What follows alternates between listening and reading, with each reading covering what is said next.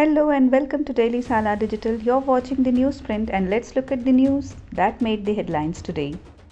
The ship MV Leela Norfolk faced a maritime crisis near Somalia as it was hijacked with 15 Indian crew members on board. In a swift response, the Indian Navy deployed a maritime patrol aircraft and the destroyer INS Chennai. The aircraft successfully established contact with the hijacked ship, ensuring the safety of the Indian crew. Ongoing surveillance and coordination efforts involve various agencies and multinational forces in the region, emphasizing the Navy's commitment to maritime security. This incident adds to concerns in a region known for piracy, coinciding with global worries about how the militants targeting commercial ships in the Red Sea. West Bengal Governor C.V. Ananda Bose strongly condemns the attack on Enforcement Directorate officials in Sandesh Khali by Trinamool Congress supporters. He criticizes the Mamata Banerjee-led government for failing to maintain law and order. The ED team faced violence during a raid on TMC leaders' residences related to an alleged ration scam. Governor Bose issues summons for the state's Home Secretary and DGP expressing intent to explore constitutional options. Congress leader Adhir Ranjan Chaudhary echoes concerns about the deteriorating law and order situation while the BJP demands an NIA probe into the incident. Karnataka recorded 298 new COVID-19 cases with Bengaluru contributing 172. The state reported 4 deaths with 2 occurring in Bengaluru urban district and 1 each in Mysuru and Dharwad. Bengaluru, accounting for 704 active cases, leads in infections. Karnataka's total active caseload is 1,240.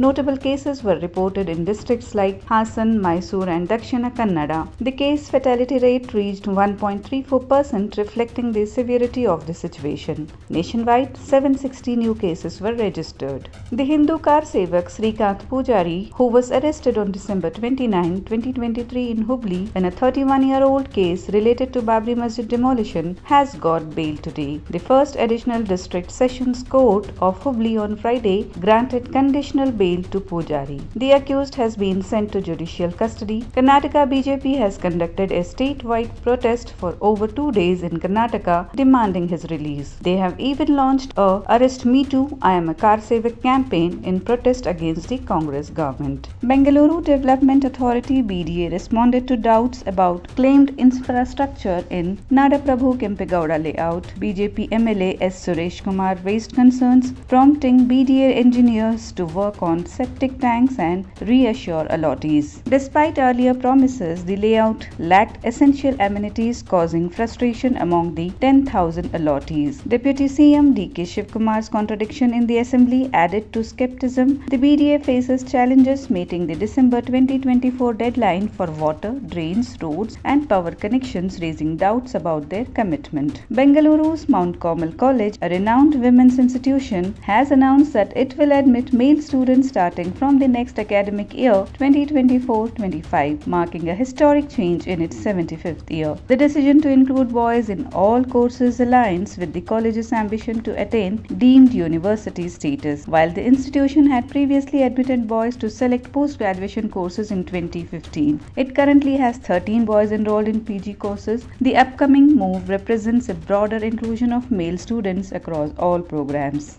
Ride-hailing app Namma Yatri, in collaboration with Bengaluru Police Commissioner B. Dayananda, launches Mahila Shakti to train 1,000 women as electric auto rickshaw drivers in the next 6 months. Launched on January 5th, the initiative provides a comprehensive 1-month course covering driving skills, traffic laws, safety and vehicle maintenance. Aimed at women aged 25 to 45, Mahila Shakti empowers financial independence and challenges societal norms. After training, Namma Yatri offers electric autos for nominal daily rent, promoting inclusivity. Commissioner Dayananda applauds the initiative, noting its significance in fostering inclusivity, safety, and a diverse mobility ecosystem in Bengaluru. The United Nations predicts India's economy to grow by 6.2% in 2024, fueled by strong domestic demand and robust growth in manufacturing and services. Despite a slight dip from the 6.3% estimate for 2023, India is anticipated to remain the world's fastest growing large economy. The World Economic Situation and Prospects (WESP) 2024 report emphasizes the resilience of private consumption and substantial public investment, projecting a GDP increase to 6.6% in 2025. In South Asia, overall GDP is expected to rise by 5.2% in 2024, largely driven by India's economic expansion. Despite securing a 7-wicket victory in Cape Town to level their 2-match series in South Africa, India lost their top position in the ICC Test rankings to Australia on Friday.